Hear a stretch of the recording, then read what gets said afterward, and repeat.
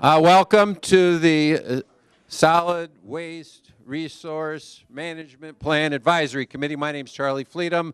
I'm the facilitator for today. So glad to have so many returning, and we have some new folks too. I'm going to hand it over to Crescent Slotin. Crescent? Thank you, Charlie. And first, before anybody gives a thumbs up wanting the volume up because you can't hear me over the microphone, that's because you can't. This is because we're recording the meeting like we did the first one as part of the record. So CTN, thank you very much for that.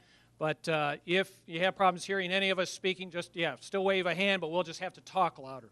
The microphone won't do that. So just a couple of points to introduce. Folks, one, housekeeping, water, coffee, a little bit of sugar. Sorry I didn't bring as much as I intended. I forgot to go to the store last night, but we got a little bit there. And restrooms, anyone needs it, through the office and around to the left, feel free as needed. But again, as Charlie said, I'd like to welcome those of you who are making your first meeting to the advisory committee, and also a thank you again to all of you for participating in this very important project. Again, as I've mentioned at the first meeting, we're looking at what programs and services the city, the community is looking to provide. What are the options at how to provide those services for resource management materials, and what are the resources necessary to provide those services as they're desired. And so you folks are integral and important part to help us work through that and to get there. And to top it off, to point it out just how important it is, in case you didn't see a couple of weekends ago with the new year and all those either year in review or year going forward items you see in MLive, was this one. Of the top 10 issues facing the city and the leaders of the city, recycling and solid waste was one of them. And this project is a part of it and was mentioned in there. So we've hit the media already. So by way of introduction, along with me today, part of the project team, Charlie Fleetum's introduced himself, our facilitator with Project Innovations. Our consultant project manager, Christina Siebert from Aptum, our prime consultant, and then also some staff members who are also key parts of the team and here with me, Missy Stoltz, the city's sustainability and innovations manager, Molly Maciejewski, usually I don't slip on that, our public works manager, I saw him earlier, Howard Lazarus, city administrator's here, is wandering around, so he'll be here. Yep, and Heather Seifert, who's helping us out at the table in the, with the engagement aspects of this. So Charlie and Christina will be leading the session today. I'll be jumping in, helping out with a couple of things in particular around some efforts and aspects that are maybe a little outside of the plan itself, but definitely related around our contracts in the program area and regionalization, a couple of things I'll help out with. And also just wanted to point out, and I think most folks probably know, but after our November meeting and prior to this meeting, we've gotten a lot of comments and questions and things from you folks, which is perfect. That's what we're looking for and is really already making a difference in how we're moving forward with things. So we really appreciate the contributions and the help already. And so with that, I'm going to turn things over to Charlie to run us through the agenda and to get us going. Thank you. Thanks, Crescent.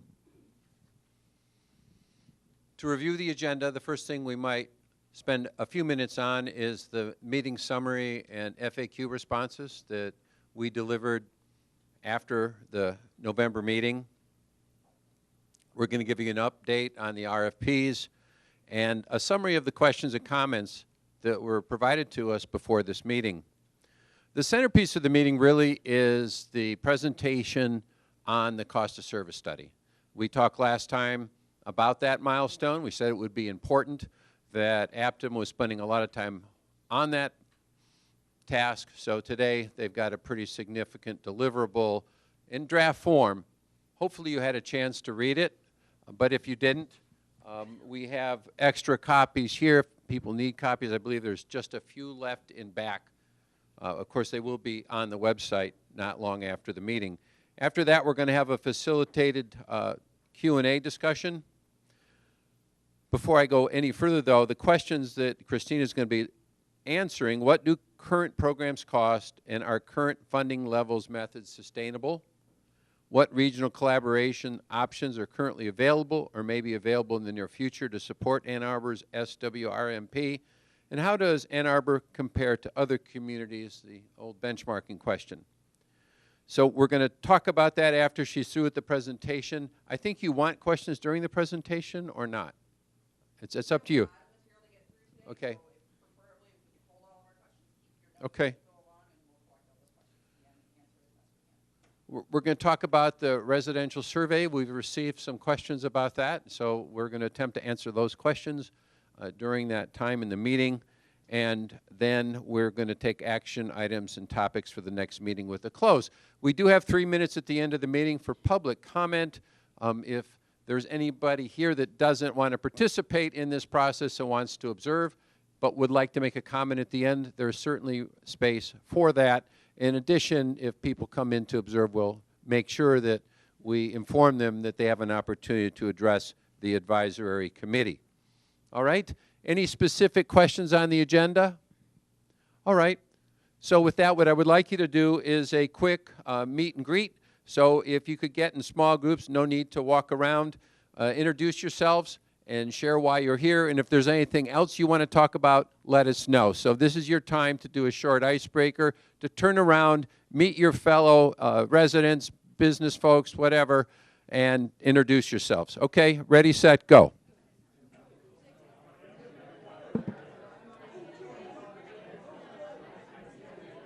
Let me have your attention, please, so we can stay on time.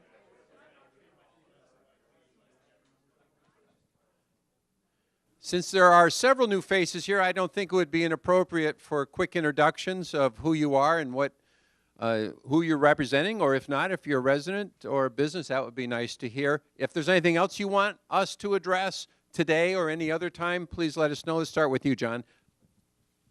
John. You can stand up real quick so people can see your wonderful face. Okay. John Teeter with First Martin Corporation, live in Ann Arbor and work in Ann Arbor.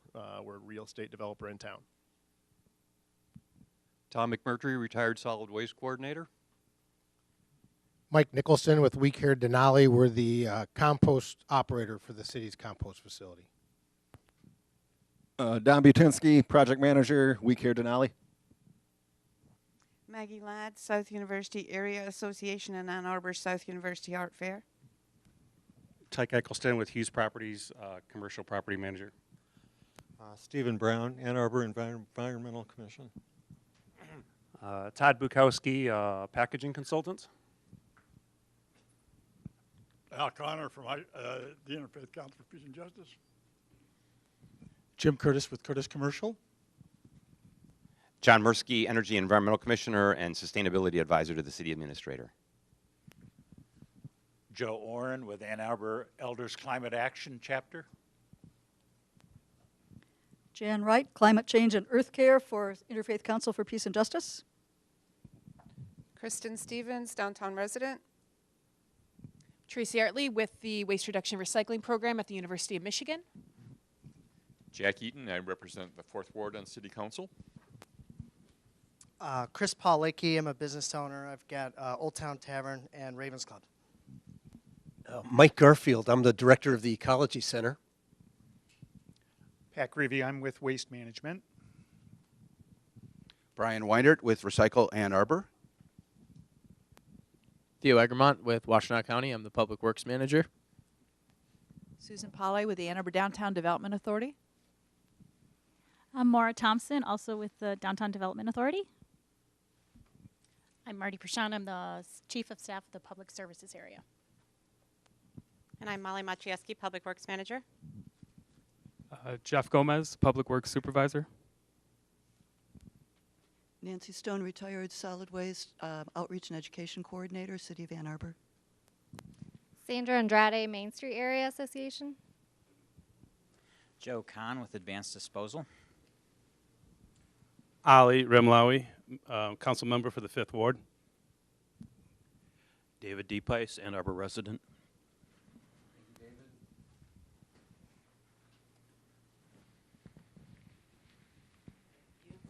Grace Singleton, Zingerman's Delicatessen and Carytown District Association Board President. Missy Stoltz, Sustainability and Innovation Manager at the City of Ann Arbor. Howard Lazarus, City Administrator. Christina Siebert, Apton, Project Manager. Thank you very much. Looks like our agenda is okay for now. I'm going to wheel this away. So hopefully you've received a summary. If not, if you're new, please give us your email. We'll be certain to send you this summary and the previous one. And it's also on the website, correct, Kristen? Or should be. One of the things we wanted to note was at the last meeting, you might remember we split into small groups, and we had what we called provocative questions, and we asked members of the Ann Arbor staff and consultant team to facilitate those groups and take notes. All we did at the meeting last time was just splash those questions on flip charts all over the room. We did compile them and attempted to answer them in this document. We do have spare copies, although we did send it out in the summary and in the pre-agenda. I believe from the public engagement standpoint, almost all of the questions were answered. But there is one question that was answered which has since been changed pretty significantly, and I'm going to ask Crescent to address that one now. Thank you, Charlie. So, yep. So the question was raised and some bit of discussion at the first meeting about the timing of the city's procurement process for 3 separate contracts that we have as part of our solid waste program. We have a contract with Waste Management for commercial franchise collection, basically collecting dumpsters of municipal solid waste from commercial properties within the town. Recycle Ann Arbor has a contract to collect what we call, best known as a curbside recycling collections as one contract, and then a contract to process those recycling materials. And those 3 contracts were scheduled and lined up to expire this coming June 30th. So staff was working to develop, along with a task included in the contract with Aptum, to help put together and frame and develop what's called requests for proposals to solicit bids, proposals from contractors to replace those contracts. Question and comment came up from the group in the meeting last time. If we're doing this solid waste plan and there's going to be some things looked at and maybe program changes, shouldn't we wait until the plan is completed this coming June, July, see what those recommendations are, and then go out with the contract? So subsequent to the meeting, that actually was posed and a discussion topic at a subsequent environmental commission meeting, the first part of December 6th. So further discussion from that advisory body about whether that would be an appropriate course to take. So from that discussion, and the environmental commission actually passed a resolution asking city council to consider that. It wasn't necessarily saying that we need to, but definitely look at it and think about it. And so with discussions with the senior level administration staff at the city, and with timing involved to see if council would weigh in with that, but also looking at, there was no absolute right or wrong. There's good reasons to go forward. We've got contracts that are expiring. We could learn things from getting proposals from people to understand what the current market costs are. Yet at the same time, there's advantages to delay that process, and we can see what comes out of the project here and build those items into a new approach perhaps to the service delivery. So the ultimate end of that discussion was that we're going to be holding off on the RFP process, is the staff's direction where we're headed.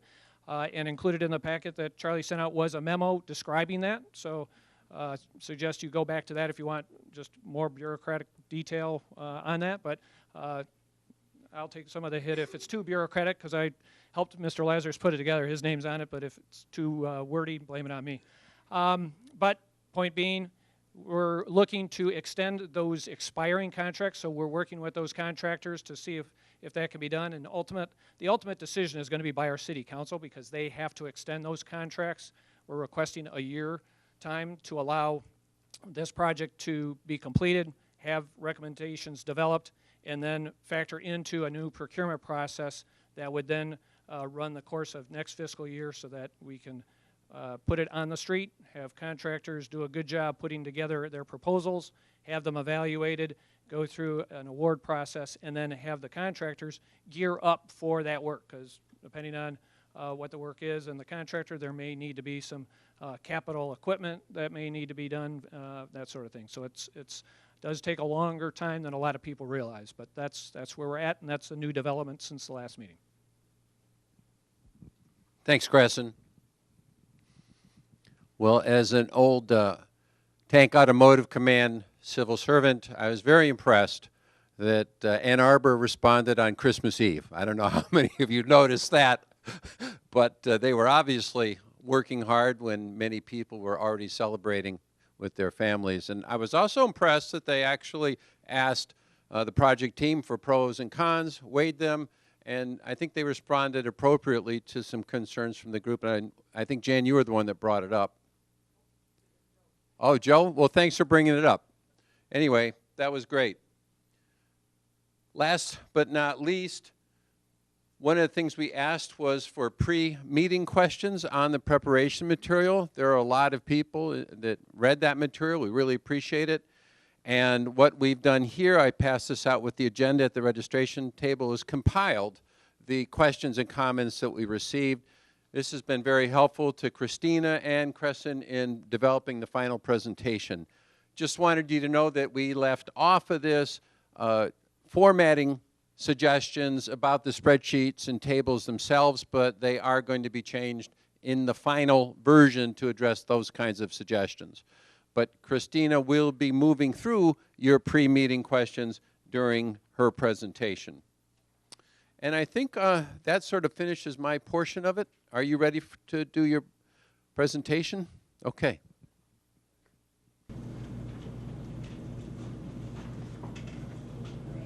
Sure.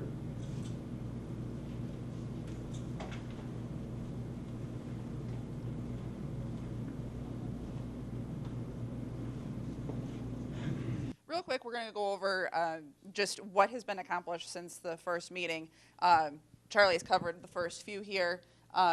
Getting down to the third check mark, we have had a chance to go through and do a deeper dive on the city's waste and recycling and composting numbers. So we're going to show you what graphically some of that performance looks like and what kind of trends we've seen.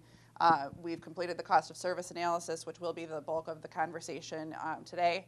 And then we've still got this ongoing work with the benchmarking against peer communities. We do have the preliminary information that was sent out with the packet on Friday that is kind of the first cut through some of those benchmarks, but we're doing some further research into those communities in order to refine some of the information that we have and try to continue bringing a holistic view to each of those communities in comparison to Ann Arbor. And then we're starting to look at program and service options that could be appropriate for recommendations in this plan. So on the tonnage and diversion, we were able to go back to 2013 and give a 6-year analysis of tonnages and trends for the city and break it down to residential as well as commercial sector tonnage. There's a little caveat to that multifamily is sprinkled throughout both of those sectors. Multifamily properties sometimes behave like a residential property and have services that are like residential services, so they're cart collection for trash, cart collection for recycling. Sometimes they behave like a commercial property and are on a cart or a dumpster under that service, or have a dumpster for recycling collection and end up sometimes falling to that commercial sector for that reason. So we don't have clear, a separate number, I guess, for multifamily, and it is in both of those numbers. But we do get to this overall picture where diversion right now is around 30% within the city. And you'll see that we have 2 lines on here, and that's because there's 2 different ways that you can calculate that diversion rate. One is just a simple calculation of we collected this amount for recycling and this amount for composting and this amount for trash. Do the math on it, and this is our recycling rate. But we know that there's a residue fraction that comes off when the recyclables are processed. So if we account for that, because ultimately that does end up as a waste, then we have this adjusted downward number. It was about 10.75% in 2018. that's that residue fraction. So that brings the percentage down just slightly. But as you can see, we're fairly flat in tonnage. We do have a bump in 2017 in the commercial tonnage primarily, although residential tonnage did also go up for waste in 2017.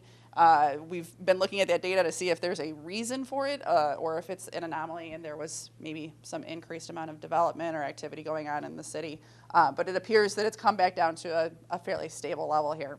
I think the city should be commended on your residential performance. You're at 55% diversion from your residential sector for your recycling and composting. It's very high performing, and we'll talk about that when we get a little further in on the benchmarking. Commercial sector is a bit lower at 11%. There's, I think, definite room for improvement and growth within the commercial sector to push greater diversion. All right, so getting into the... Real quickly, before we leave that, I had asked that included with that, there be provided a summary of what the various waste streams are and what is not included, like construction, demolition, and general construction waste. My understanding is not included. Obviously, bottles and cans aren't included. Could that be added as a footnote or something like that, so we all know what is actually included in the calculation and what is not? Yes, yeah, and it's we've described it as city collected material and waste management collected material under the franchise. So this is going to be your mass collected type tonnage. So yes, I have a note to address that. And please do, as John just did, if you had a question that you had asked in advance of the meeting and I forget to specifically cover it, feel free to raise your hand. I have notes to respond to most of those as we go through, but I may miss some of them. Did you respond to the MSW, the increase in Yeah, we okay, talked about that. That's what I thought you did. And Crescent, the request was to put this on the sustainability framework dash. I assume that's a go, right? Once it gets completed. Yes. Yeah. Okay. Yeah, I thought that was a great suggestion to All right. get in the dashboard. All right. So the cost of service analysis. This was this has been a very large effort and was a very important piece of this plan. It was one of the things that when we started working with the city a few years ago on the recycling facility and working on the organics plan, that we identified the need to look at the cost of service within the community and how the different programs are functioning and what the cost is that comes back to the city for those. And is there parity between the different programs? Is there a certain program that has a higher cost or is out of line with the other costs that we see? And then how does the funding match up to that? Because we know there's a challenge in looking at advancing programs, enhancing programs, or implementing anything new if we don't have a sustainable funding source. So to start with the punchline, is what do the programs cost, and is the funding sustainable? Here's your answer. Cutting to the chase, at this point, it does not appear that the current funding is sustainable to be able to advance programs, and it may cause a challenge even in sustaining the current level of service that you have. Reasons for that: your residential services cost about $9.5 million per year.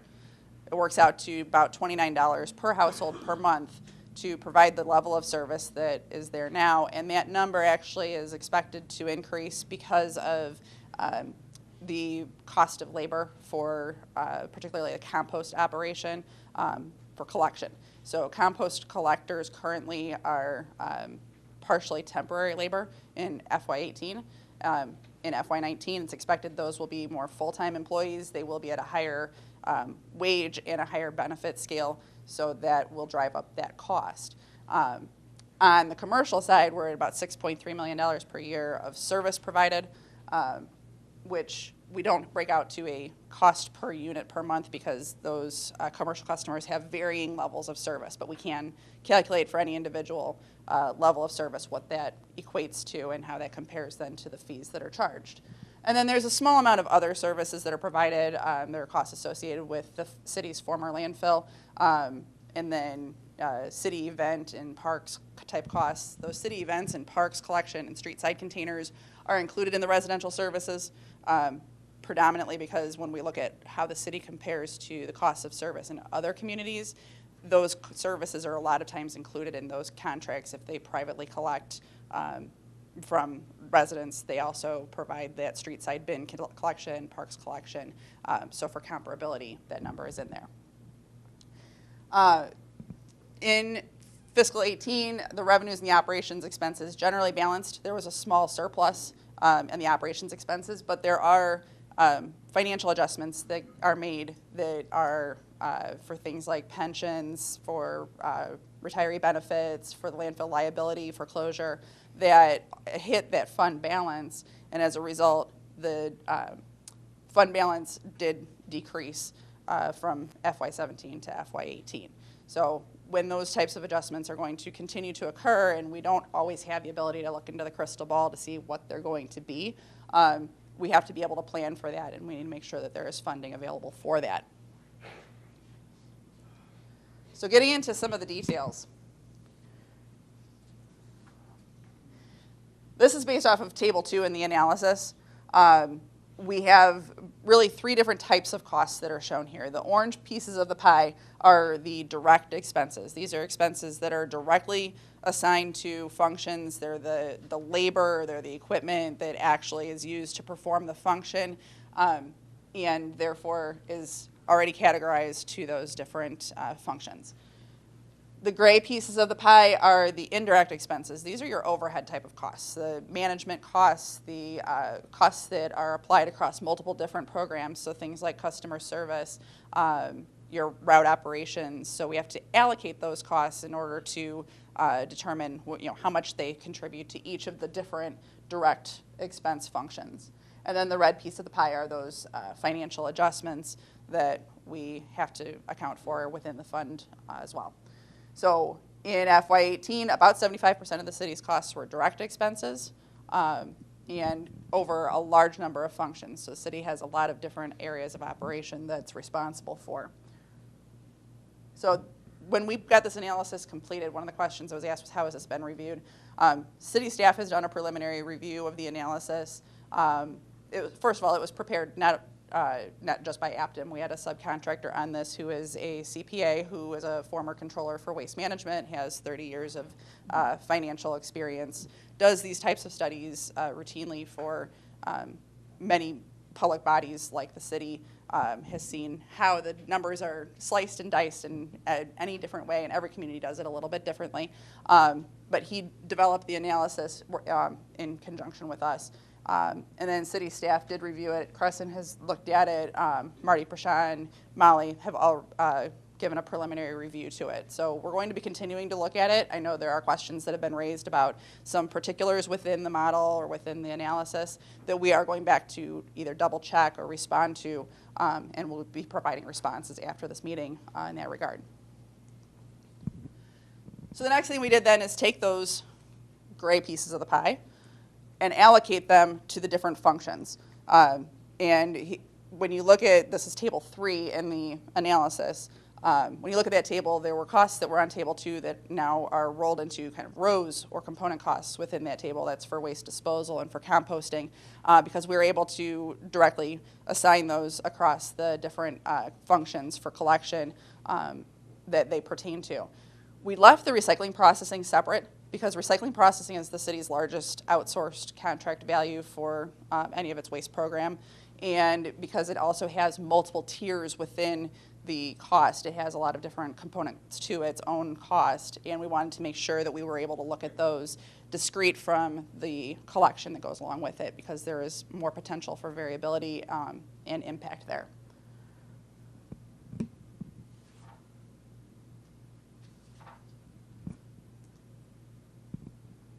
So residential service, this is a summary of everything that was in tables 4 through 7 within the analysis. And I'm giving you that because as we get into this, there were a lot of tables with a lot of rows of numbers in that report. This is a snapshot way of being able to view it and understand it better, but if you want to go back and look at those particulars, that way you've got the reference.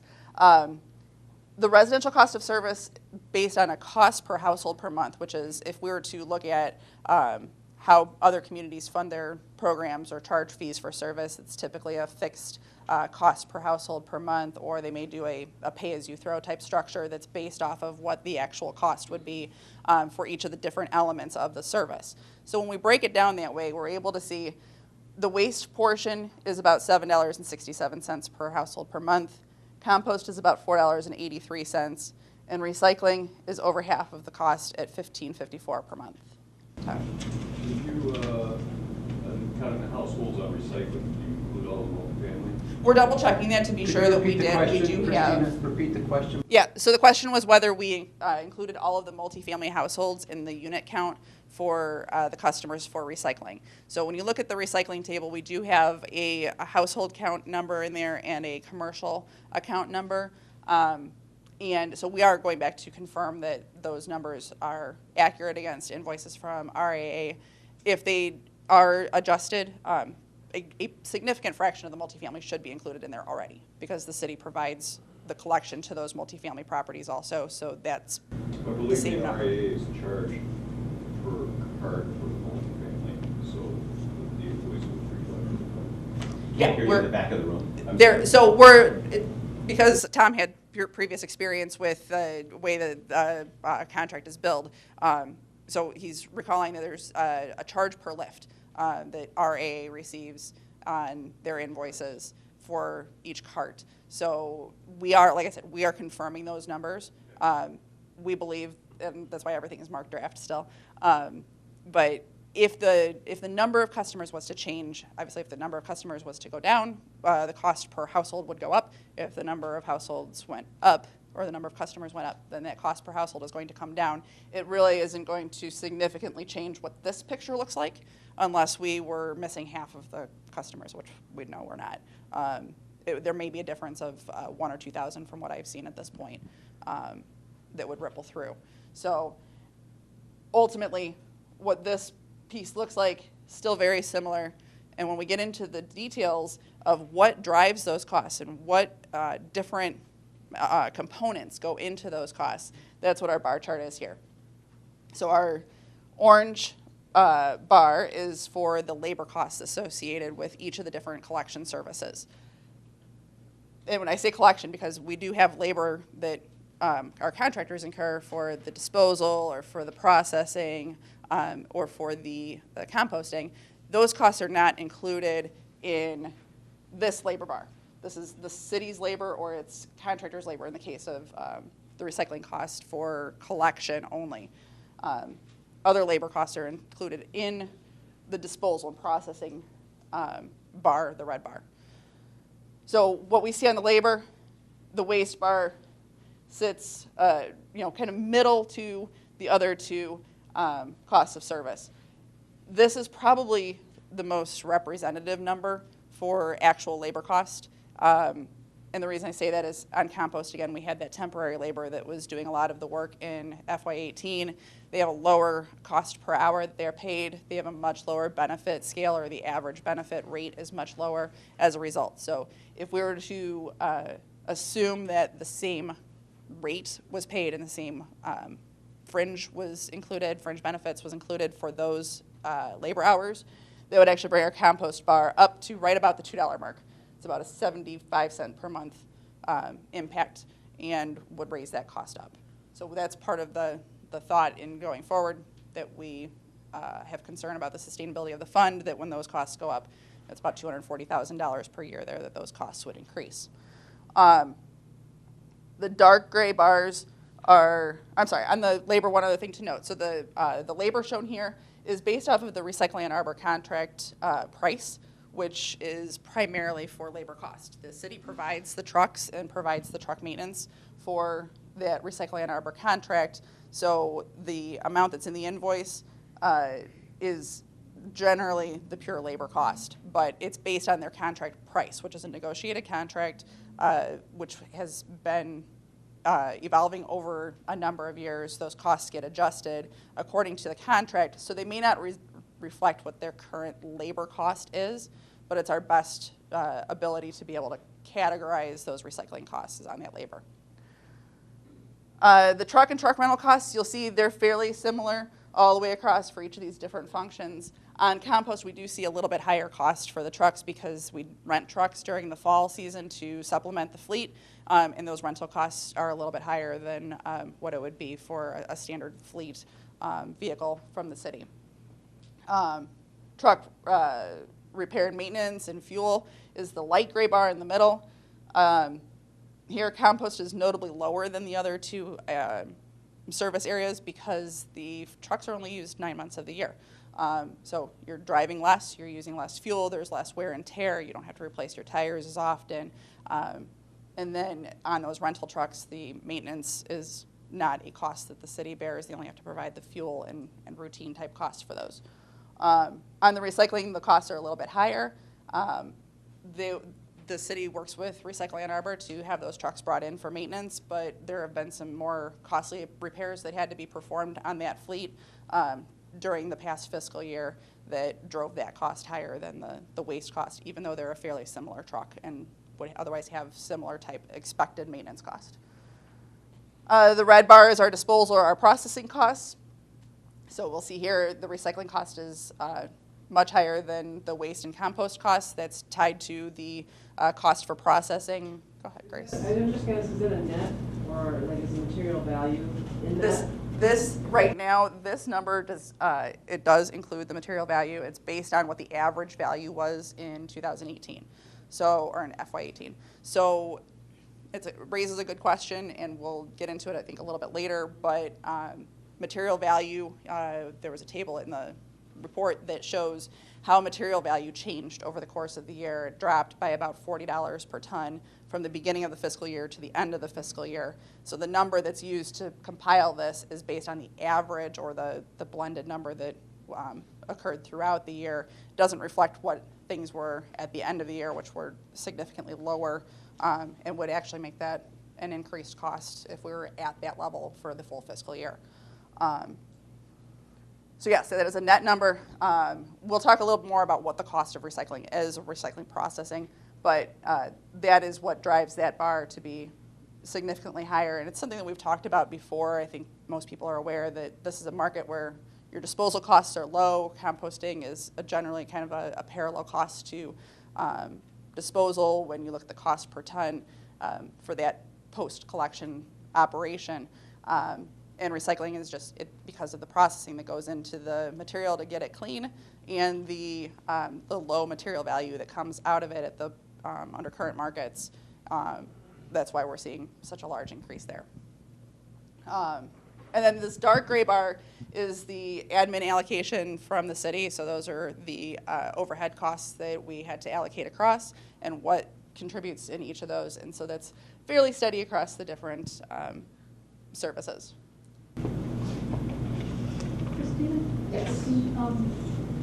The recycle cost, is the transportation to, like right now, I know they're transporting a lot of recycling long distances. Is that factored in? That's in there too. Okay. Yes. Yeah, I mean, it's an element of the cost. So that's the all-in cost for processing for everything from the time that it arrives at the MRF to the time that it is done. That seems important if people don't know that, because that's not wouldn't necessarily have to be.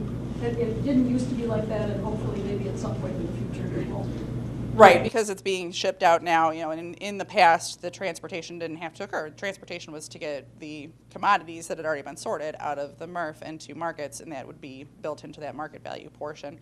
And yes, so now there is currently a transportation cost that is an element of that. John? That's a good question.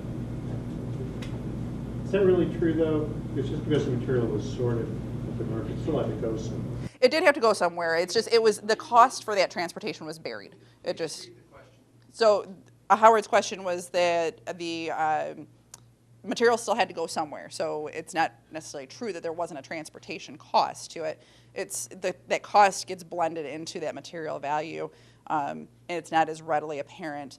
But yes, it still had to be sent somewhere. And that depends, you know, where those markets are is widely variable, and we don't always know from the vendors unless it's part of the contract. So generally, though, that would have been, most of the material was going a shorter haul distance than the current material is to Cincinnati. John, you had a question? Yes, I wanted to make sure I understood the labor costs for city residential waste collection. In the table, it's listed as labor cost per hour is $31.70 per hour, and fully loaded is $62. Is that the earnings for waste or garbage collectors, quote unquote? The 3170 would be what is the hourly wage, and then the benefit portion is the other. So 50% of that cost. Their base salary, 2,000 hours a year, is over $60,000. Standing here, yes, without doing the math exactly, but yes, which is I mean, that's. Can I help? Yes, you. Yeah, so that would average in the supervisor cost, I believe, as well. We'd have to double check that, but it definitely, would that include overtime? It does. It Yeah, includes so the base overtime. salary is not $60,000 for a collections driver. So it is, the entry level is lower than that. And then everything is set by union contract, and we have step increases and level increases that take up. But yeah, so you're right. It does. The base salary for a public works technician that's driving a solid waste truck is significantly lower than that. Is the benefits similar across the city? Yeah. Really? Did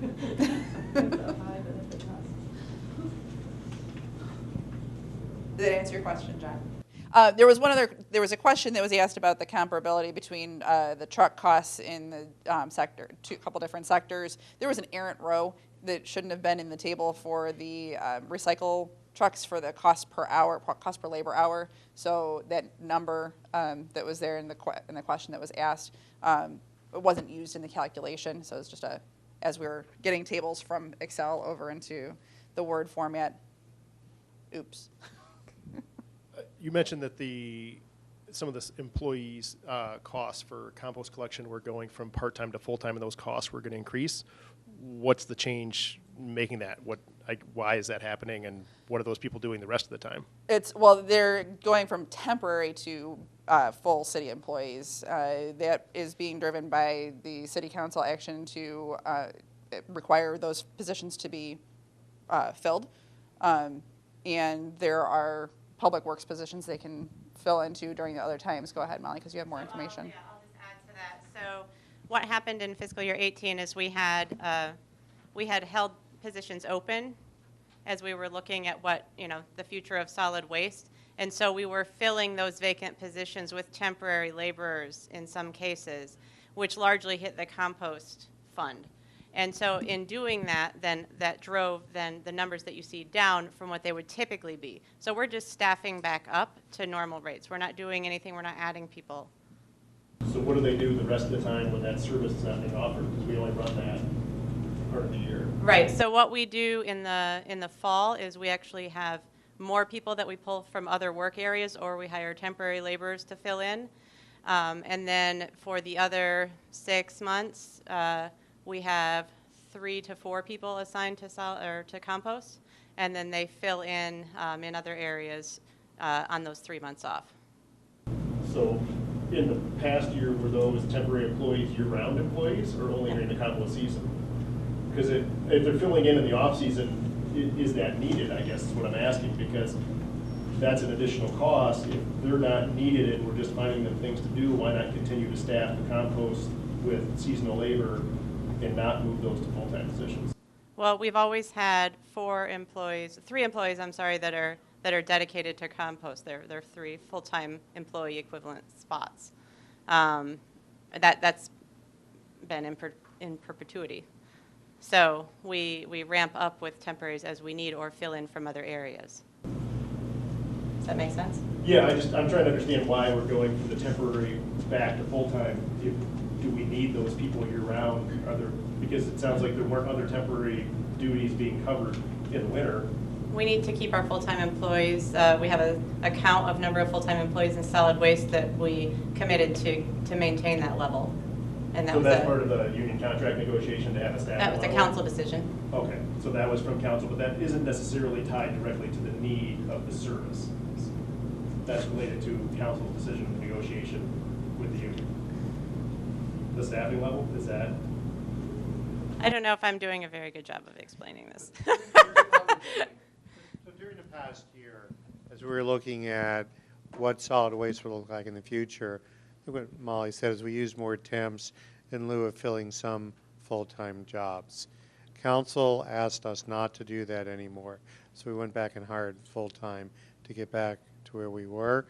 The career field for drivers, operators, in public works gives us the flexibility for people to do different things.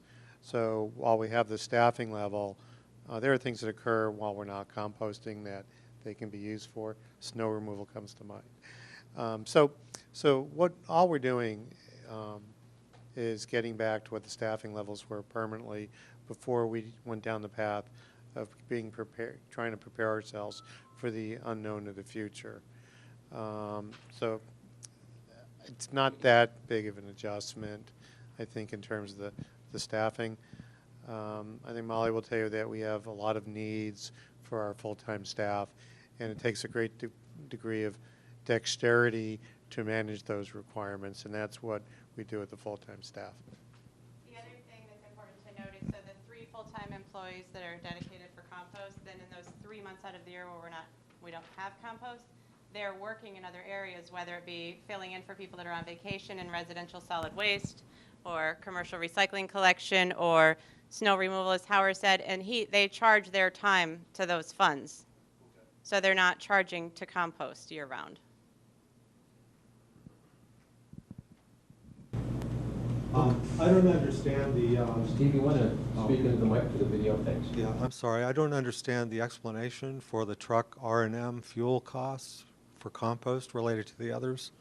Because the compost collection happens basically, 9 months out of the year.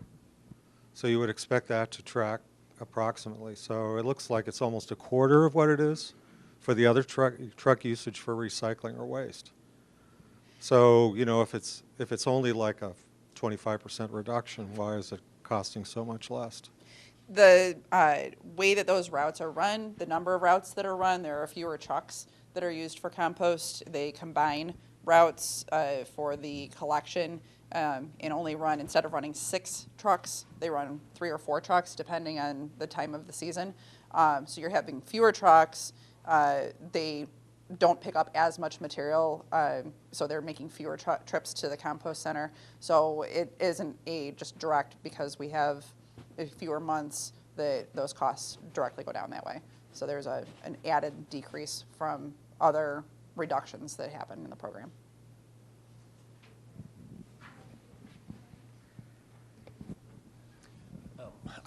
I was going to hold this until after your presentation, but since we started talking about the switch back from temps to permanent employees driving, that topic came up in the context of future projections, budget projections, and the likelihood that the city would be facing deficits in the solid waste fund. I wanted to inquire about the level of detail that's been put to those projections. And I guess I want to share the reason I'm asking about this is because for years now, going back many years, the city has made what I'd characterize as extremely cautious projections about its budget, and we've been off, significantly off in the past on these. I mean, most notably in the recent past on the projection that landfill increases. Waste disposal costs would increase by more than 50% when our contract ended this past year, and in fact they went down. So I just wondered about the level of detail that was put to the projection about future budget deficits, since it's going to leave us with some limitations on what kind of flexibility the city has. So Can I piggyback on that, if I may? Can I answer his question first and then Sure. see if you still have something to piggyback with? So we haven't actually gotten into projections in a formal sense yet. We're finalizing this baseline cost of service first so that we make sure that all of the costs are properly lined out for current conditions. What those projections look like is going to be dependent in part on what the changes are, whether that's new programs or changes to the programs. We know that the costs will likely change on the recycling component because the contract eventually is going to go out to bid, and those labor costs should right size against something more similar to what the other service areas are. The processing cost on the recycling, that's going to be, it's the largest component of all of the costs, and that's very tumultuous market at this point. So that one's more of a concern in how we project that going forward. But the overall projections will be coming. They're not here yet. We don't have them. So when we draw the conclusion that the fund balance doesn't seem to be sustainable, that's based on the fact that we know there are certain cost increases that we expect to happen. They may be offset by some of the cost decreases that could be achieved, but we don't see that there's a lot of float within that. And then with the annual adjustments that come in, those annual adjustments have been significant in the last few years because of certain initial funding requirements for pension liabilities and retiree benefit liabilities, the closure costs for the landfill. So as those start to stabilize, that will get maybe better projected, but we will be working with staff as we go forward over the next couple of months to develop a projection and have more information about that. John, did I answer anything you had, or? Not exactly. So I'll express my concern. It's similar to Mike's. So there's a statement in the summary that says, based on 2018 and the roughly $2 million deficit that was run this year, the current level of service is not sustainable, but a analysis of costs was provided by Craig Huppy to the Environmental Commission, and it shows that in 2018 and in the total that you're basing the $2 million on is there was a one-time OPEB charge of $3 million. The forecast for this year is that there's actually a $250,000 credit. So taking 2018, where there is a one-time charge of $3 million, and using that as a basis for the conclusion that we can't sustain current funding levels is something that I question. I'm not saying that the forecast or the budget for 2019 is correct, but it just piggybacks on what Mike's saying, is that we need to look at this a little bit more carefully and make sure that the forecasts that we've been provided and the actual numbers are actually correct. That's the concern that I have. And we are doing our very best to be able to get those answers for you. Two of the things that are, I would say, point to on a direct operational expense and revenue side is the decrease in the material value for the recycling. That decreased over the course of the year by $40 per ton. If we were at this, and it's pretty much held at the end of the year rate of somewhere around $30-something a ton that is coming in. So that, had that been the case, and if that is the case for the entire fiscal year, we're looking at a decrease in revenue of $560,000.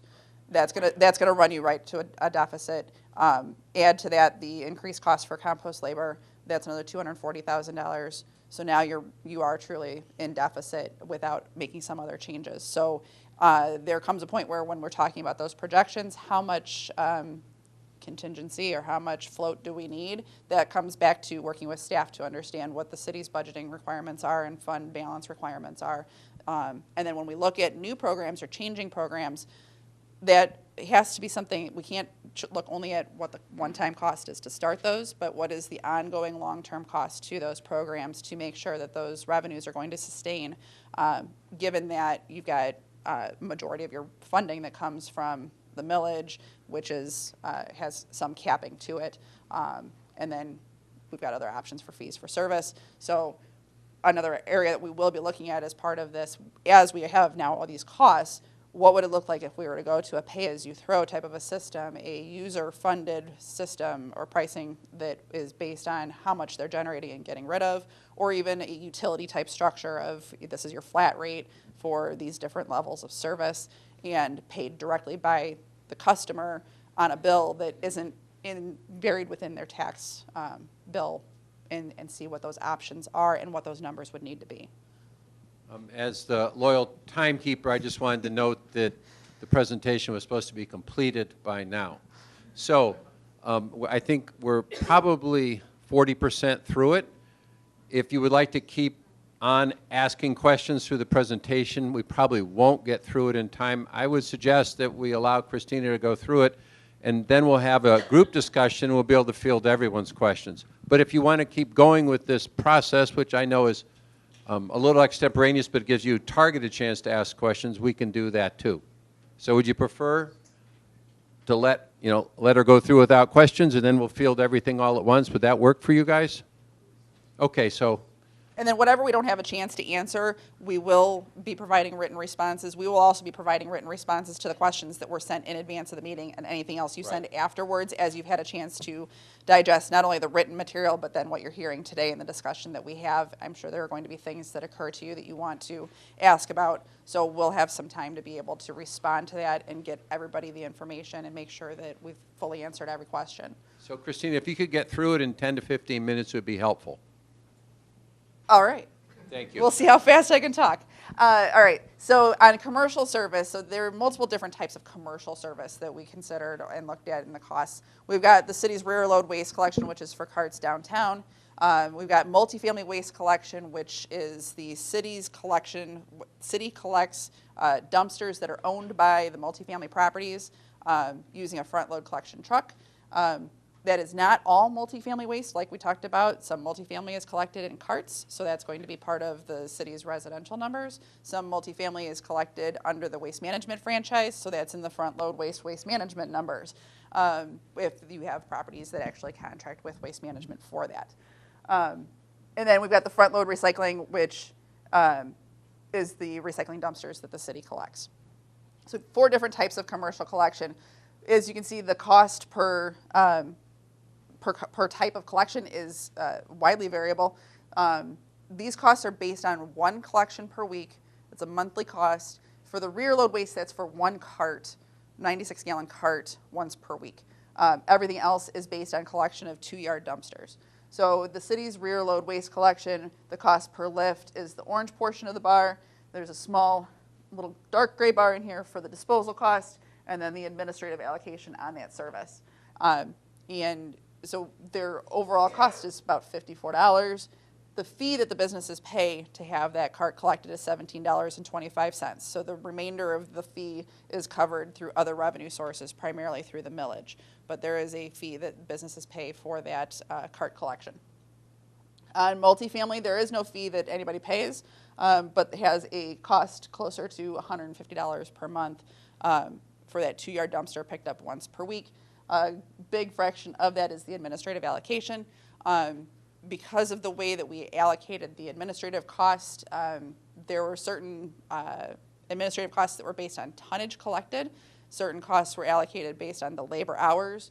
That is a somewhat labor-intensive collection that doesn't have as much tonnage, so the costs end up being a little higher, averaging higher on those lifts for multifamily waste.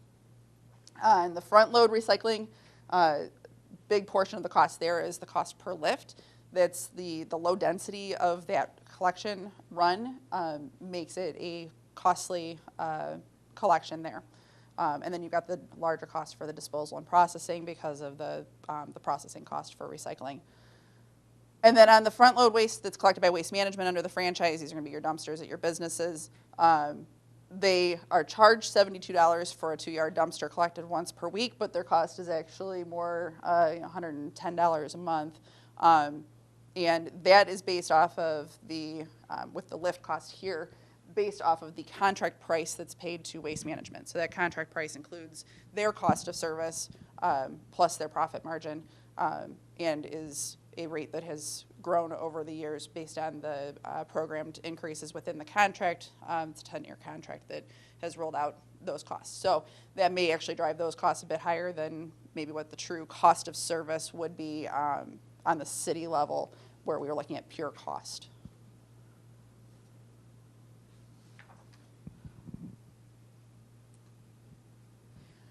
So on the recycling processing, just wanted real quickly to show a little bit of the historical picture. This is the last 3 years of what recycling processing costs looked like. You've had 3 different contracts over 3 years, with the previous ReCommunity contract that terminated in 16. And then you had the interim contract with Waste Management during FY17, and the current contract with Recycle Ann Arbor in FY18. So this shows what the processing cost per ton is, the revenue share per ton, and then the net cost. So your net cost is your processing cost plus your revenue share. So under the old agreement with ReCommunity, you were at about $45.55 a ton. That's also based on what current markets were at that time. So market commodity value was higher during that period, but you were still having some cost associated with that revenue. So this is related to an acquisition cost that was charged for bringing in additional material from other customers that ended up pushing that number up. But $45 a ton to $62 in the emergency contract with Waste Management, or the interim contract, where you're getting a bit more revenue share but had a higher processing cost.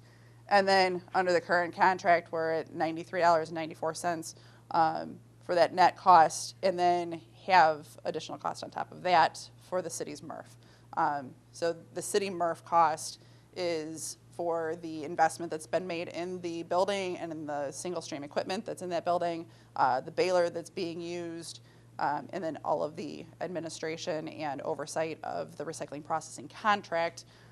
So all of these costs are laid out down here for the $1.36 million in city MRF costs, of which the $625,000 for the depreciation is going to be incurred until that asset is fully depreciated. I think there's another 12 years maybe on that depreciation schedule.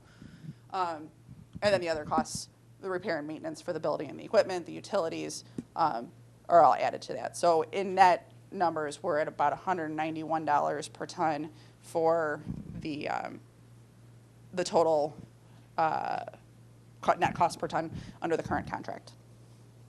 And again, this number here for the revenue share is based on the average market price over FY18, and would actually, met bar would be a bit shorter now. It would be about $30 a ton, $35 a ton, which would push that processing cost up, that net cost up, over $200 per ton under current markets.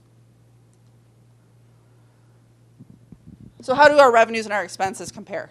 Expenses are in the pie chart on the right. As we said earlier, the residential expenses are about $9.5 million, about $6.3 million for the commercial services. And we fund that and pay for all of those services through several different methods, the majority of which is the millage. About 75% of the funding comes from the millage. Half of that is residential, and then another, well, I'm sorry, 2/3 of the millage is residential, another third is the commercial properties. And then the fees for services, the $2.9 million there, is entirely commercial service fees. So that's the costs paid for waste management collection or for city cart collection. And of that, is about $132,000 for city cart collection and $2.76 million for the waste management dumpster collection fees. And those are the fees that are paid by the businesses. So when we add these two pies together, the fees for services and the refuse levy for the commercial, we come up with about $7.3 million of revenue that's generated from the commercial sector compared to their $6.3 million of expenses. So they've got about $1 million overpayment for the costs for the services that they're provided with. Likewise, the residential sector, $8.3 million versus the $9.5 million. It's about $1.2 million underfunding of their services. So you've got a little bit of subsidy from commercial over to residential, but generally more parity than I would have guessed there might have been when we first started this project. And I think is a good piece of information to have as we look at who would be paying for additional services or how do we fund additional programs going forward. So here's our revenue and expense summary. We had a surplus of $517,000 on operations in FY18. That was brought down, though, by the $2.4 million in adjustments that were made and ended up with a declining fund balance of about $1.9 million during fiscal 18. We've talked about that pretty much completely at this point. All right, I'm going to turn it to Crescent for a few slides here on regional options. Thank you, Christina. Try to hold to Charlie's point with trying to keep us moving. So, but certainly want to make sure we cover it. Touched on it early at the first meeting, but to add some detail, there have been ongoing discussions facilitated by the county. Actually, Theo Egermont, part of our committee, is a key person there and actually leading that for the county. 8 communities have been participating in these discussions. We have them listed here.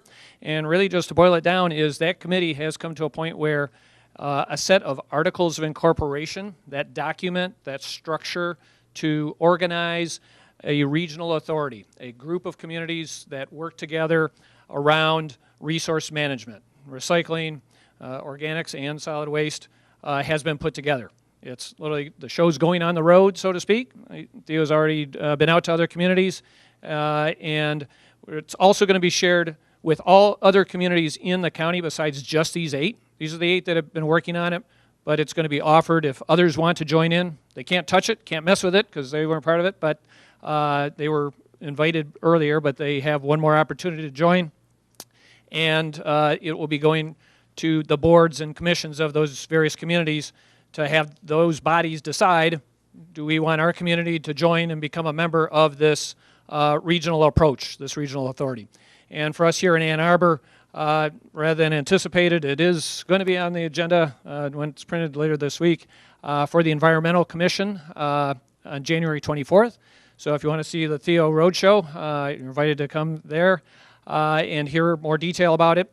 And then the Environmental Commission will be asked, I'll be helping in putting together an item for them to act on, whether or not they choose to vote to recommend to City Council to join the authority or not. And so the step would then be an item in front of City Council in the February-March timeframe, and then City Council would decide through a vote whether to join that authority or not. I've done this before where I touched the wrong one. Thank you. Operator error. I tried to avoid it.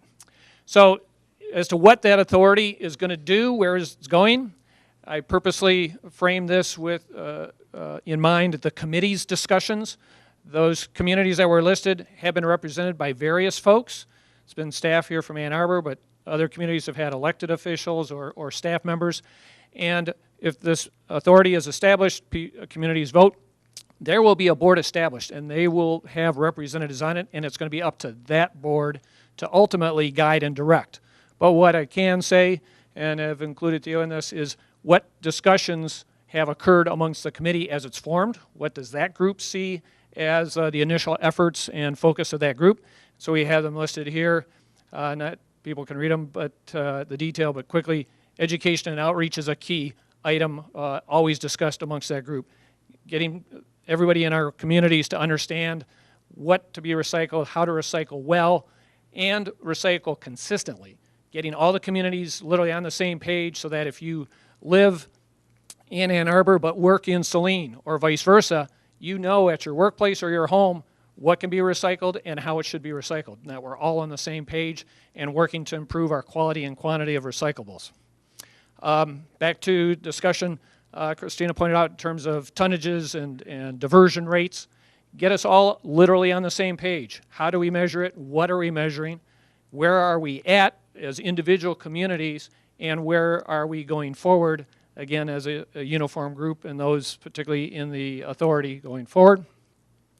There's certainly the potential of shared resources and approaches to our programs. So initial one, and as it's been interesting, myself being part of it, hear how the other communities handle their programs and their collections. Some of them actually have contracts they have formed. Others, it's up to the resident. They have to go out on the open market and find a provider to collect their materials. And so moving forward over time, can see that evolving into some shared collections contracting. But then another key one, and always a talking point around, and a key one for this group, of working on the recycling for the region, taking a true regional approach. And as it's been discussed, and other key people there, getting this group of communities attractive for recycling processors to come in and want to serve these communities. Get us recycling right, recycling well, and recycling with a lot of material that people are going to want to provide the service to us. And so that's really where that group is going.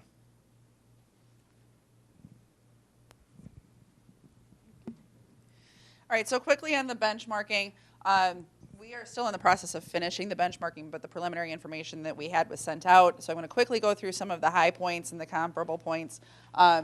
The benchmark communities that were selected because they're either university communities, so they have a high student or rental population. They are communities that may be similar in size to Ann Arbor. They all have a commitment to high diversion, and they also have actual data and information that's available. So there are communities that it's very difficult to get information out of that maybe we would have liked to have looked at. We generally know that we're not going to get information from certain ones, so we didn't try those. On the level of service, so waste collection is pretty universal. It's pretty standard from community to community. Everybody gets weekly collection of trash. There are sometimes an option for every other week collection, and you have larger carts for that night, 64 or 96 gallon carts almost universally, except for in some of these pay-as-you-throw type communities where you have an option for a smaller cart if you wish. But if it's a standard service, they're looking at 64 gallon and above service. Most communities include some level of bulky item collection. There may or may not be a fee for that, or there's a limit to how many you can set out or how many times per year you can have your bulky items collected. So that is something that has been expressed as an interest here in Ann Arbor, is to have some type of bulky collection come back to the program. And we can look at what those costs would be to do that. On the recycling, weekly or every other week collection, everybody's using carts, everybody is doing single stream for their curbside material, so very similar to Ann Arbor. Many of these communities that we looked at also have drop-off recycling opportunities. Those may either be single stream or source separated in order to be able to get the best value on their material and be able to efficiently handle it. And then on the compost, this is where we see the biggest variation, and there were some pretty sizable swings in how those services are provided from community to community. The one that stands out for me is Madison, Wisconsin, that provides a non-scheduled or non-routine type of compost collection where they're collecting brush throughout the season, April to about the start of leaf season, and they just run a truck through the city, and then when they finish running through the city, they do it again. But they don't have a set day for collection, so residents have to set out within some period close to when they're going to have it collected, or they have to tolerate it being on their curb for an extended period of time. They don't really like that, but it was a way that the city cut their costs in order to be able to fund other programs and services and not have to raise their property tax charge to their residents. And then you have others that have year-round collection like Seattle.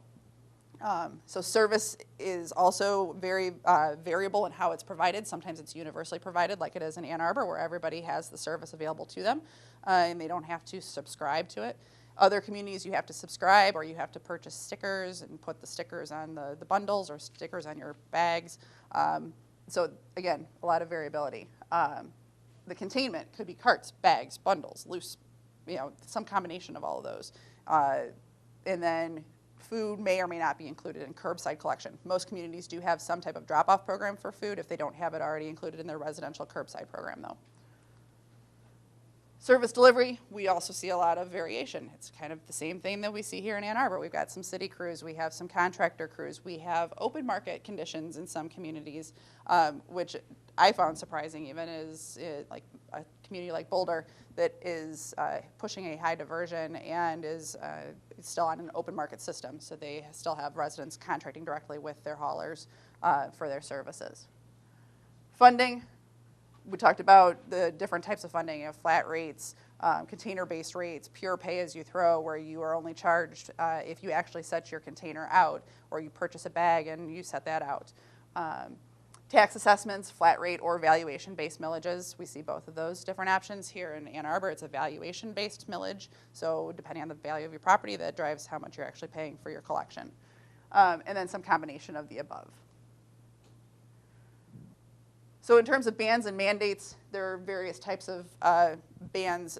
Ann Arbor actually has probably embraced a few of these, particularly on the service side, that everybody has to have collection service. You have to have recycling and compost collection provided if you're for the hauler, for the communities that have haulers where you're selecting the hauler, they all have to provide the same offerings of service, whether you decide to use them as a customer or not. Special events must include recycling and compost collection. On recycling, some communities have made it mandatory to recycle. So in Madison, it is mandatory to recycle. The enforcement on that is that if you don't have your recycle cart set out, and if they see recycling in your cart, they can refuse to pick up your cart. They do use that as an opportunity to you do more education and direct outreach to try to drive the right behavior rather than being punitive. They're trying to educate and reach people. Other things, in Seattle, you can't dispose recyclables in the trash. If they see recycling in your trash, they can fine you and they won't collect. In Lincoln, Nebraska, it's cardboard that you can't dispose. That went into effect in 2018. So there's been a lot of education around that. Rather than being, again, not being punitive, they're trying to educate people about how to set that out and how to get it collected. And then on the composting, Seattle has a food waste prohibition and a yard waste prohibition. Other communities have yard waste prohibitions. It's a state requirement in Michigan that you cannot dispose your yard waste in your trash, so that already drives that behavior here. So how does Ann Arbor compare to some of these other communities? I think we talked at the first meeting about being able to compare things apples to apples. So the way that every community reports its diversion is different. What they include in their diversion rate calculation is different. What goes into their costs can be different. So we tried to strip things back to the most comparable level that we could, which meant we came back to just a recycling rate and looked at how many tons of residential recycling divided by how many tons of residential recycling plus residential trash. So this keeps the yard waste out of it. There's no, that compost or yard waste fraction is not included in either the numerator or the denominator because there are a couple of communities that don't collect that data, and we didn't want to have only a couple of data points to put out for you. On the cost, that's your blue bars, that is based on, in Ann Arbor, that's based on our cost of service analysis at around $29 per household per month. For other communities, we had to look at what a comparable level of service would cost. So Grand Rapids, St. Paul, and Seattle are all pay-as-you-throw or modified pay-as-you-throw type pricing. So we took what the level of service would be that is a 64-gallon cart collected once per week for trash, and then a subscription level or moderate level of service for compost collection. And that's what we have that's shown on here. So Ann Arbor compares very favorably, I think, on cost. Madison is lower. Again, they're entirely property tax funded, and they have a much reduced level of service for their yard waste collection. And then St. Paul and Seattle, where they have more pay-as-you-throw pricing, those are higher.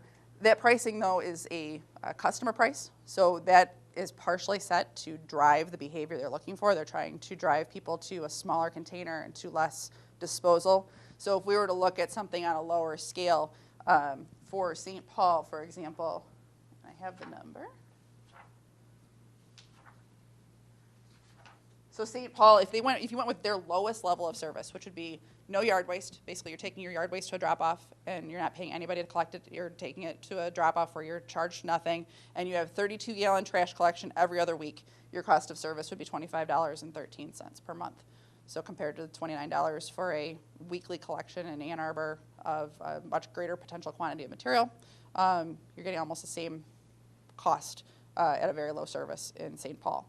And in Seattle, their lowest cost would be a 12-gallon trash cart collected once per week and a 13-gallon organics cart collected once per week, and then unlimited recycling. And that's $29.45 per month. So again, in terms of cost and the cost to the consumer, that gets you pretty much at the same cost point as Ann Arbor with a significantly reduced amount of service, a service that probably wouldn't be sustainable for a lot of households, but could work for some. So Ann Arbor, great offering of services. You have uniform services that are offered to everyone. It's fairly comprehensive. You've got a very good level of diversion that's being achieved, especially when you look at, I guess we didn't talk about that, on these benchmark communities. You're at 41% on just the recycling portion. Seattle's the only one that outperforms that, and that's at 47%. So and that takes out all these other special programs and other tonnages that would be coming in. So this is just pure curbside recycling. And then everyone else is in that lower, mid to upper 20s range, well below where you're at. you've been able to get here without really having any mandates or disposal bans. So that's a lot to be proud of, that you've got a community then that it shows that they're committed to doing these diversion activities, and there's potential to continue working with them to drive that behavior. All right, so quickly, we have looked at alleys too for benchmarking. This is still a topic in development where we know there's discussion happening within the downtown of ways to improve alley services. We looked at 4 different communities, and we see the 2 on this slide. It's Seattle and then Dearborn right down the road. These are what I would consider to be formal, organized, purposeful programs that are created to provide a high level of alley service. In Seattle, it's a bag-based collection program. So you have to purchase the bags, and then you set them out, and there is a truck that comes through the alley 3 times a day for trash, twice a day for recycling, and picks up anything that's set out. And the only exceptions are that they can have a exemption to keep their organics cart outside or to keep their grease containers outside. The city reviews those on a case-by-case basis to determine whether there is actually indoor space that can be created for that. In Dearborn, they went through about 7 years ago and said we need to improve our services for our alley and back of business collections. And all these were public alleys, created cart corrals, and now have consolidated collection. It's written into city ordinance that the city has the authority to establish the service and mandate the service. And so they've got a single hauler now that provides the service for that. They've built these cart corrals. It required about 3 years of work to get the services set up. They have about 12 corrals. So it's a little smaller area than what you would probably be looking at for Ann Arbor, but a lot of back and forth with the businesses to understand what their levels of service were that they had, what their needs were, and be able to right-size the delivery of that service so that the containers are being picked up on the right schedule, that they're the right size, and that everything gets maintained and everyone participates the way they're supposed to. So 2, I would say, informal or more reactionary type programs are how services are provided in Nashville and in Lexington, Kentucky. Nashville has a rolling collection that they do twice per day. They collect about 2 or 3 times per day through the whole downtown. So they'll just start in one section and they work their way through. And then when they finish going through, they go through again, and then they go through again until their shift is over. And they run 2 different crews to be able to do that. They have found the reason that they needed to provide that, downtown Nashville has drastically changed in the last 15 years. They have an incredibly high usage of their downtown, and it's all hours of the night. So they have to be able to provide services at the level of when the trash is being generated. Metro, who is their public body that collects their trash, would provide 2 carts for trash, 2 carts for recycling to any business that could have weekly collection of a cart. It became that businesses would call and say, I need a cart, and then the carts would get full and they needed to be picked up more than once a week. And it was a failure of Metro to say, you're not complying with our service needs. You need to get a dumpster. You need to work with a private hauler to do this. So they are now in the process of going through and fixing what they have kind of created for themselves, and they're forcing businesses to take their containers back inside of the business like they were supposed to be, and like most of the businesses had space previously designed for, move those back inside, get a private contractor if they need to, or comply with the city's level of service that they can provide. In Lexington, they run 2 daily collections also. Those are all street side collection. They don't really have drivable alleys, so you have to put your cart out to the street and then pull it back when it's collected. They use a split body truck, so they're running 1 truck to pick up both the trash and the recycling, but they cover a lot of their main streets where they have traffic constraints and have to come back and make multiple loops. So they really aren't a fan of that service. But the big takeaway from the alleys, what's in common with all of these communities is it's a very high level of service, multiple times per day per collection, with the exception of Dearborn, where they have done the right sizing and forced the consolidation of containers. So with that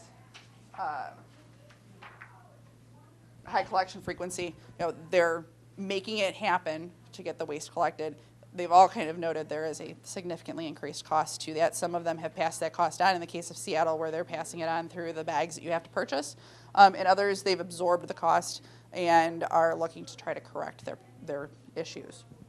Christine, are you almost complete? I am. Good. So just real quick, the city has been working on alley issues. You guys can read that. And I am done. You just finished? I think so. Okay. Yes. All right, great. Thank you so much. Well, for those of you that read the agenda, you know we're past the facilitated discussion point. So I'm going to do a little facilitation gymnastics here. What I'm going to ask you to do is take that blank piece of paper that I just passed around, and I'd like you to do answer three things. One, what's your major takeaway from this presentation? We covered three major things: cost of service, benchmarking, and alleys. So I'd like to know what you took away from it. What are the major, if you're riding on an elevator with a friend, I went to this meeting, this is what they told me. What is it that you took away? Number two is, what specific questions do you have? Maybe you've noted them somewhere, maybe they're in your mind. What questions do you have that we need to answer that everybody might want to learn about? And three, what future requests do you have for additional information? There maybe is a topic here that hasn't been covered sufficiently. What is that? So I'd like you to fill that out. I'm going to give you, 3 or 4 minutes of eye time. We're not going to do any sharing of this. I'm going to collect the papers, and then we're going to move on, because we definitely want to get your input. This is a major deliverable on the project, and we need to get as much input as we can about it from you. So what's your takeaway? What questions do you have? And what do you want to learn more about at our next meeting or between meetings that our team can provide to you? I'll give you a couple minutes to do that, and then we'll move on to the next topic. All right. So another element of our community engagement in this project is to do a scientific resident survey. We're targeting 600 resident responses from the community at large, and those responses will be sought from a demographically representative portion of the community. So we look at things like age, we look at rental versus owner, we look at gender, and so we make sure that the responses come in similar to what the demographics of the city are, and gauge the various things that we want to know from the community. We all need the community to participate in our programs in order for the program to be successful. We can't divert if the household that we're serving isn't going to participate in the recycling program. If we're not meeting their needs, and if we're not sharing the information in a way that they understand, we can't get their participation and their buy-in. So things that we would be covering in the resident survey: current programs. How aware are you of the available services and the costs of those services? How much do you use those programs? Is there a behavior within your household that we should be aware of that prevents you from participating or that causes you to be participating that we can then use to encourage others to participate? On the needs, are there specific programs and services that aren't provided now that you need or that you want to have available? How do you get your information? What motivates your participation in programs? And then future program enhancements or new programs, how likely would you be to participate in X, Y, or Z?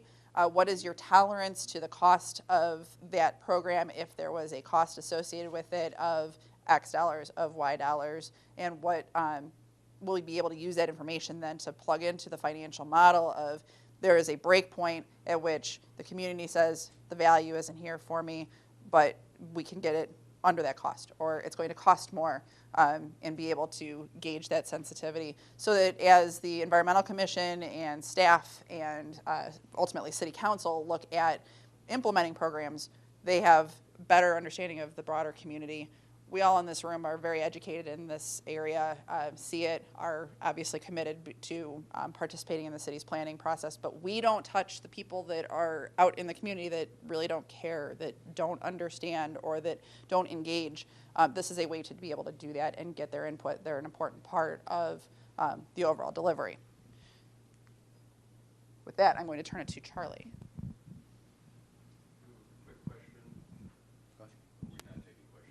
We're still talking survey, so Charlie's got another piece to talk about on the survey, but if you've got a question, go ahead. Just the very first bullet point you had about awareness of services you cost. We've gone from having citywide, doing twice a year mailing to everyone,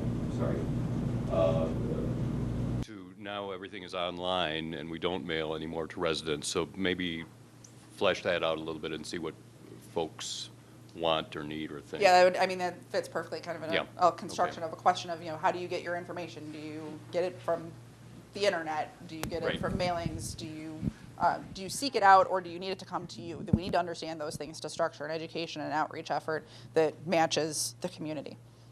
Christine, a quick question for you. So in terms of, I think this is a great outline. Are you going to then present, if you ask that first question about what people assume the cost of these programs are you then going to end after you ask that question with the actual cost? The reason I say that is because when you get to their tolerance to pay, if you have no sense of what it actually costs, I might come out at that survey and be like, I'm not going to pay for a service. It's like free. I don't even see it. So I just wanted to make sure that it's both useful in terms of getting information and giving information. Yes, so there would be definite context that has to be set for some of these questions. So for the cost for current programs, it would be along the lines of, do you know how programs are paid for now? Kind of starting at that level, and okay, it's through your property taxes, and provide them the answer if they didn't already know that.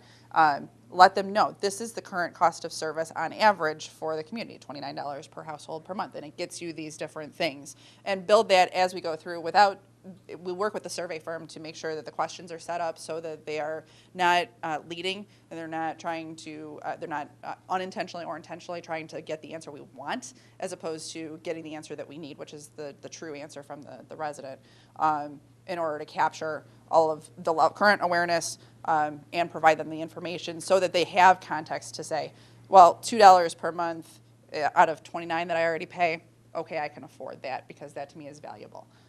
To provide year-round compost collection, for example.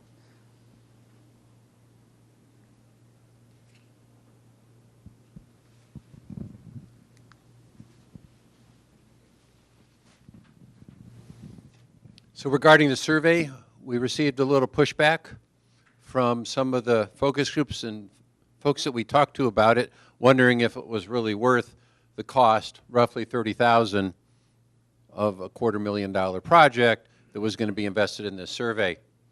And from a public engagement standpoint, I think it's a very useful process to reach out to the broader community and get them interested in this project and interested in the services that are provided.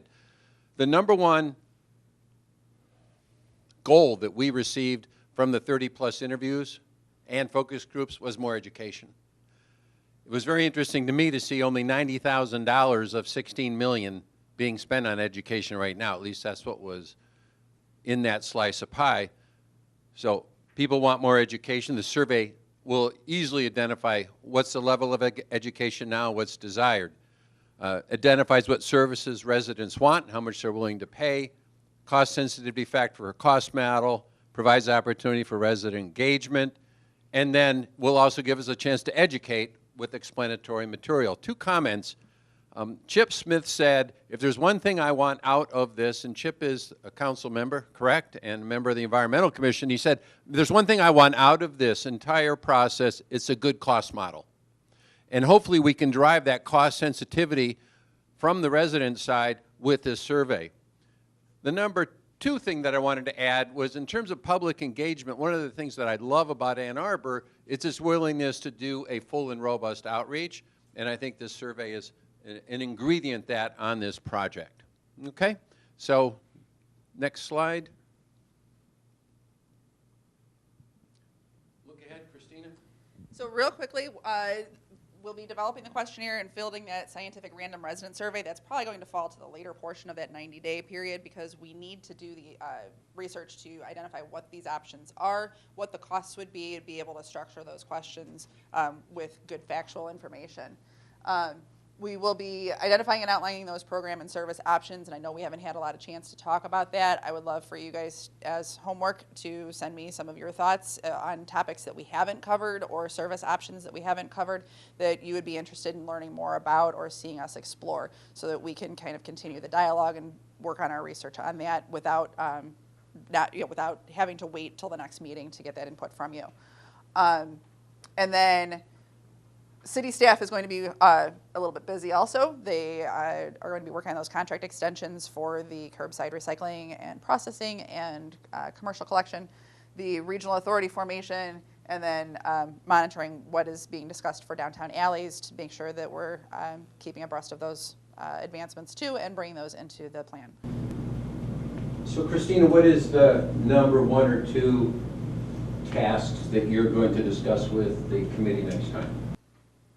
We will be talking next about the program options and what the costs are that are associated with those, and kind of filling in this portion of the list. So, you know, what is the tonnage impact? What's the cost impact? How would we deliver those services? What would we expect those to be able to achieve, so that we can get your feedback on that and start working towards recommendations?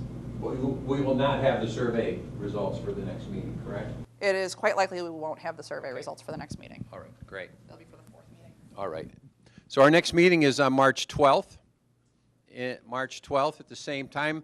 We still have a few minutes. What I would like you to do is discuss in... Real quick before we break up and discuss, sorry. Yeah. The May meeting is currently scheduled for May 15th, and that is the first day of the Michigan Recycling Coalition Conference, which is also here in Ann Arbor. We did not realize that when we set the schedule originally. We would like to push the meeting back if there is a large portion of the group that wants to be able to attend that conference. Are there people who know that they are attending the conference? And I see a lot of hands. So we will look at a date to reschedule that meeting too, and circle back with everybody. Great. So, like you to talk to your neighbors, get in small groups of 2 or 3, thinking about today, major takeaway or major piece of feedback. Did it work? Did it not work? And what would you like to see most on March 12th? So just take a couple of minutes. We still have about 10 or 11 minutes to go. Talk to your neighbor. What worked today or didn't work? And what would you like to see in March? Okay? Ready, set, go. Let's hear your feedback and your request for the next meeting. Where's Crescent? He's going to help me here. Let's start with this group. John or Tom, feedback on today, a request for next meeting. Request for next meeting would be a little more information on the regional authority and what its powers might be, and how far in the level of interest and coordination those groups have, and what's been expressed by those communities so far. I don't see a lot of them in the room here, and I'm not sure if we're going to try to do something with them being on the same page would be helpful. Looking at Ann Arbor's take on issues such as this and how transportation was handled recently on a countywide basis, what Ann Arbor is willing to charge itself for a level of service doesn't always align with the surrounding communities. And so I'd be interested in finding out more about all aspects of that. Great feedback. Thank you very much. How about today? Any comment? Yeah, where's the other mic? That's one I grabbed. Oh, okay. Caught me. Okay. On today, any comments on today?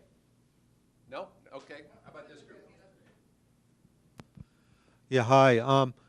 I mean, this is about the resident survey, or the customer survey. Yes. I cannot believe that for $30,000 you can structure and execute a survey which is either scientific or random. I just don't think that the results are going to justify the cost. And personally, I'd recommend that you divert that money to generating a better financial model, which is the deliverable, the true deliverable here. Okay. Results won't justify the cost. Okay. Yes. About today, the comparisons with other communities, I think, were not valid. We didn't compare it with the intensity of restaurants and bars and cafes that we have in our downtown, which has grown substantially over the years. It is what we are thought of, but also what we have as a problem as far as garbage and trash. So I think the validity of that comparison, it has to be viewed a little differently than it has. The additional thought there of having multiple times per day where pickups occur also is invalid. You can't have commerce during the day, and these alleys are constantly being bombarded with deliveries and so forth. I can't imagine having refuse pickup, whether it be trash or recyclables throughout the day. My thoughts about what we should move forward on would be our alleys. It is how we are perceived as a community. And unless we solve the issue with the debris the substantial and degrading debris that we have in our alleys, we will continue to be viewed as a community that doesn't care. I would like to see a comprehensive recycle and trash program. I think the emphasis has to be more towards food. Our food creation would be, whether it be restaurants, bars, or cafes, where it's mandatory that dumpsters be provided and paid for by these kinds of usages, and that pickups occur at least 6 times a day. Unless you have something that is a frequent and well thought out program concerning this kind of use, we're going to continue to have this problem. Thanks, Jim. Thanks for the report and the event today. My only suggestion is for next time, just briefer presentation, more time for discussion.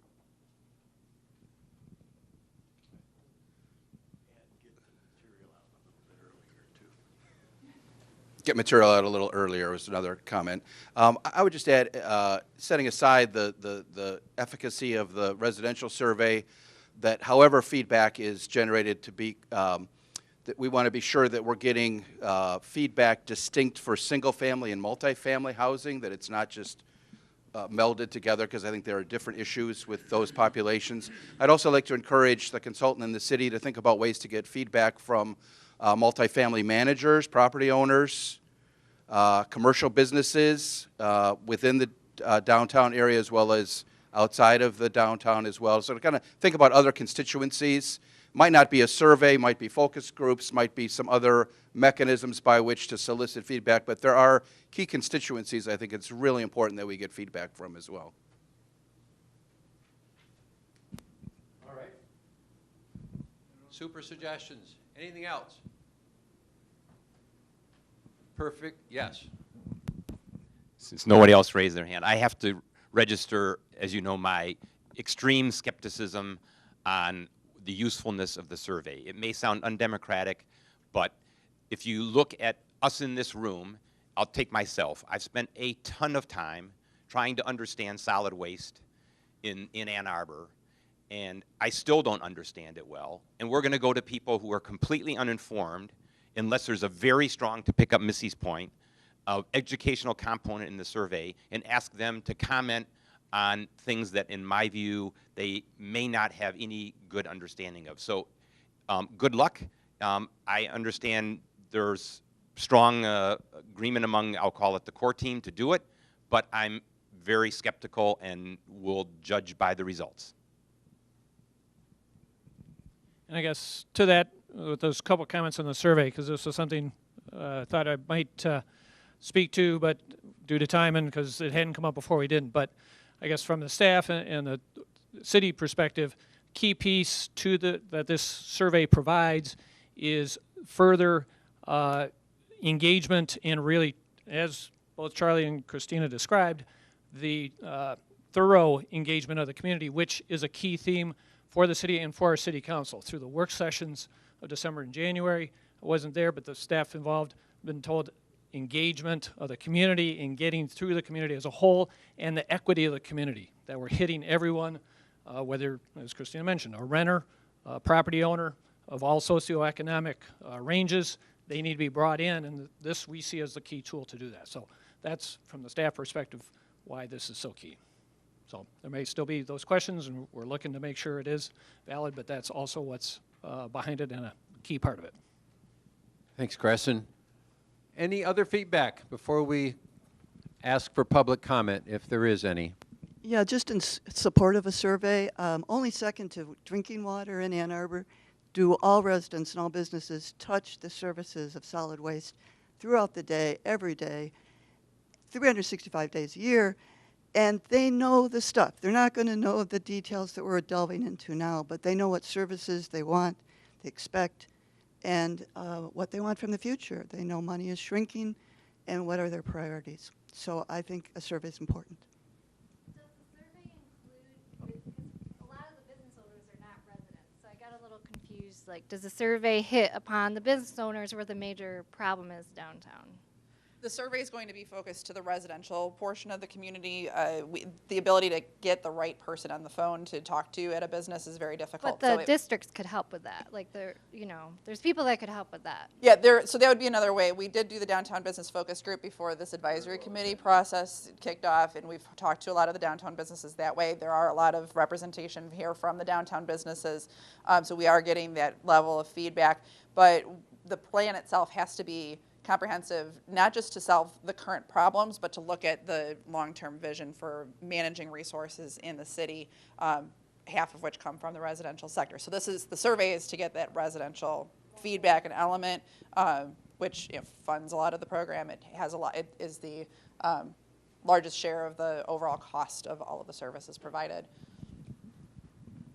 Somewhat related is the question that had to do with the disparity between what commercial is paying for and what residential is getting.